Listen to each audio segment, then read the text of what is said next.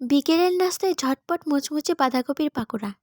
আর এই পাকোড়া তৈরি করার জন্য আমি এখানে কিছু বাঁধাকপি কুচি করে কেটে নিয়েছি। এরপর আমি এখানে দিয়ে দিচ্ছি স্বাদমতো কাঁচামরিচ কুচি। ঝালটা আপনাদের টেস্ট মতো দিবেন। এখন দিয়ে দিচ্ছি কিছুটা পেঁয়াজ কুচি। দিয়ে দিচ্ছি 1 চা চামচের মতো আদা রসুন বাটা। এরপর এখানে দিয়ে দিব সামান্য হলুদ গুঁড়ো। এরপর এখানে দিয়ে দিচ্ছি কাশ্মীরি লঙ্কা গুঁড়ো কিছুটা, জিরা ও ধনিয়া গুঁড়া এবং স্বাদমতো লবণ। এই পর্যায়ে আমি এখানে দিয়ে দিচ্ছি কিছুটা বেসন। আর সাথে দিয়ে দিচ্ছি 1 কাপ পরিমাণ চালের গুঁড়া। তবে আপনাদের হাতের কাছে যদি চালের গুঁড়া না থাকে, সেক্ষেত্রে আপনারা চাইলে এখানে কর্নফ্লাওয়ার অথবা ময়দাটাও ব্যবহার করতে পারবেন। এখন সবগুলো উপকরণকে খুব ভালো করে মেখে নিব। আর এখানে কিন্তু কোনো এক্সট্রা পানি দিতে হবে না। বাঁধাকপি থেকে যে পানিটা বের হবে সেটা দিয়েই কিন্তু বেটারটা মাখানো হয়ে যাবে।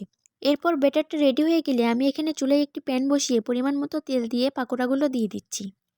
আর এগুলোকে ছোট অথবা বড় যেকোনো সাইজে আপনারা আপনাদের পছন্দ মতো দিতে পারবেন। এরপর চুলার আঁচ লো টু মিডিয়ামে রেখে আমি পাকোড়াগুলোকে গোল্ডেন কালার করে ভেজে নিব। আর ভেজে নিয়ে এগুলোকে আমি গরম গরম সসের সাথে পরিবেশন করে নিব। বিকেলের নাস্তায় এরকম গরম গরম পাকোড়া হলে কিন্তু বেশ ভালোই লাগে। একবার হলেও এইভাবে ট্রাই করে দেখবেন, আশা করছি ভালো লাগবে। রেসিপিটি ভালো লাগলে অবশ্যই ফ্রেন্ডস আর ফ্যামিলির সাথে শেয়ার করবেন। আজকে এই পর্যন্তই। সবাই সুস্থ থাকবেন, ভালো থাকবেন। আল্লাহ হাফেজ।